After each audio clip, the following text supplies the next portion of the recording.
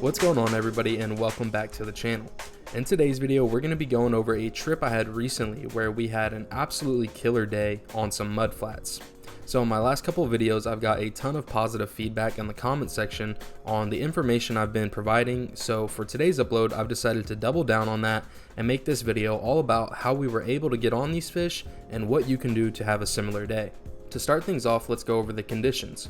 On this morning, we were fishing a very strong incoming tide with an exceptionally high water level. It's also worth noting that we had a full moon on this day, which does have a big impact on fishing conditions, but I'll save that for another video. All you need to know for now is that a big moon equals lots of water movement. Now let's talk about the high tide and what that tells us about where fish can be found. For starters, high tides are going to open up a lot of space for fish to move around. That can be challenging because the fish that are usually staged up in areas that you know and normally catch fish have access to a lot more water and can be harder to find. One thing to keep in mind is that bait is always going to move with the tide, so wherever the water is pushing, the bait will go as well, and you can count on predator fish to be following them. So ideally in this situation, you would want to push as far back as you possibly can in order to start seeing more fish. To give you an idea, let's take a look at Google Maps.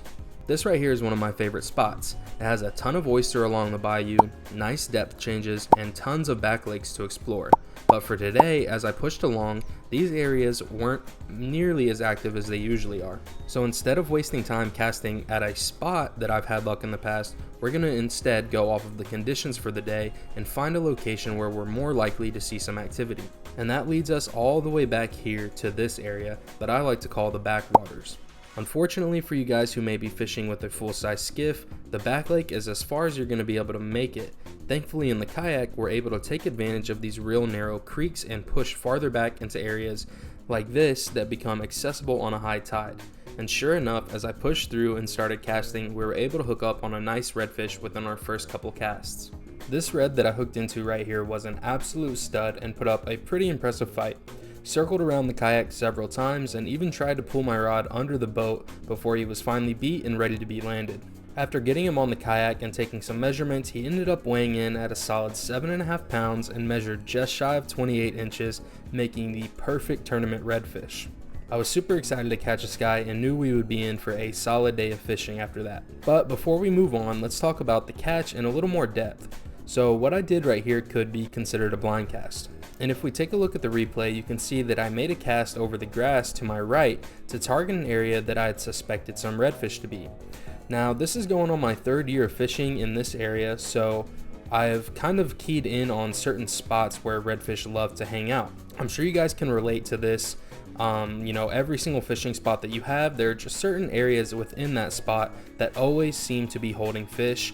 And this being my third year, I just kind of dialed in on that. I think it's very important to target these key areas in summertime just because you really have a time constraint on you with that sun coming up. It is going to make it harder to catch fish. So if you can go to these areas that you are suspecting fish and try them out first, then you're going to be more likely to get on fish rather than just casting as you make your way there. Right here, it worked out perfectly for me, and it was able to reassure my confidence in this spot to kind of solidify that fish do indeed love hanging out there. As far as bait selection goes, I was throwing the Hoagie Swimming Jack on a 1/8 ounce twist lock jig head. The Swimming Jack is hands down my favorite paddle tail to throw. It's made from some very tough plastic that's able to withstand the hard fight the redfish can put up, and it's also very inexpensive in comparison to some of the other soft plastic options in our area. As far as the jig head goes, I like using the twist lock because it helps to really anchor the paddle tail down onto that hook, helping to prevent having to resituate your lure every once in a while. When a redfish gets a hold of it, they can really tear it apart, but having that anchor in there makes it tough for them to pull it off of the jig head itself. The rod that I was using is going to be the Arius from Old 18. This has to be my hands down favorite rod. Even though it is a medium power, it has extremely light action and feels like it could be a light power rod, but it still has that backbone that you would expect from a medium power rod. Unfortunately, this rod has been discontinued by Old 18, but you can find a similar rod in the buoyancy series that those guys offer. Lastly, the reel that I was using is a Shimano Vanford 3000 series that has been an absolute workhorse for me this season, catching countless slot reds, trout, flounder, you name it, it's caught it. And man, this thing has just not caused me any problems. I've had it for a while now, and I really love this reel. I would recommend it to anyone looking for a new spinning reel.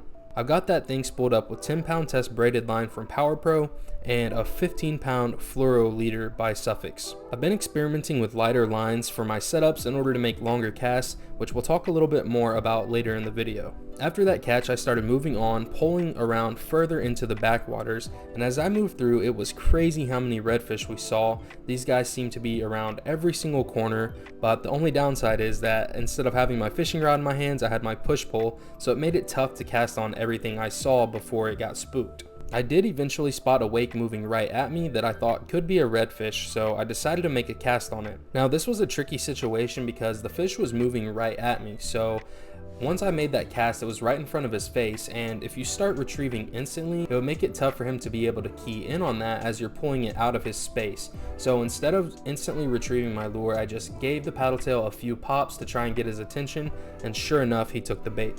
That would be my second red for the day, and it was another big fella that came in at 7 pounds and 26 inches.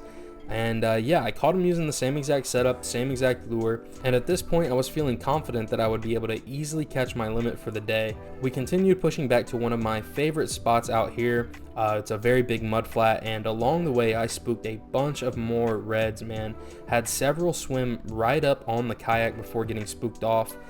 Looking back at it, I could have easily caught one of these guys if I had just slowed down a little bit, made some blind casts as I moved through, but I had already had my mindset on moving back to that one spot that I mentioned earlier.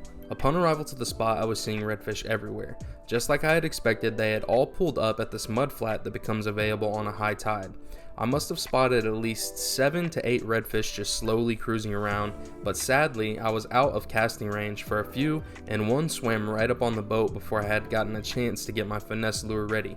I tried making a few blind casts around the area to see if I could fool any of them into biting, but unfortunately they weren't very interested in chasing down my paddle tail. I even tried switching up to the shrimp imitation, which is more of a finesse style lure, but was unable to secure any bites. I'd like to point out that all of this took place at around 8:30, so from the footage you can see the sun was already starting to beam down on these shallow pools of water that get hot really quick, and it makes me think that the reds were already starting to get hot and kind of made them less inclined to chase my hoagies like they had before. This is another reason that I think it's extremely important to make your way to those key spots we were talking about as early as possible. I can't help but think that if I hadn't wasted so much time casting my topwater along the bayou in the morning, I might have been able to snag one of these guys before they had become uninterested in my lures. The last thing that I want to note is lighter line. I said we would talk about it later in the video, and for a brief moment right when I arrived, like I said, we saw a ton of redfish, but a lot of them were out of my casting range, and so the best way I can explain it is there's tons of fish out there, mullet included, and when you make a cast, you want to be casting extra far past your target. As soon as that lure lands, it kind of spooks everything, sends out this cascading effect that's going to spook the redfish, and you need to be able to cast a couple of feet past that so that when your lure lands, it's not going to spook off that redfish. Unfortunately, I wasn't able to cast that far, and especially when I switched to the finesse stuff, it's not going to spook anything when it lands, but it's a super light lure that you can't really cast far into the wind. It was a fairly windy day on this day, and if I had lighter line, I would be able to cast farther. I think that's something that's very important.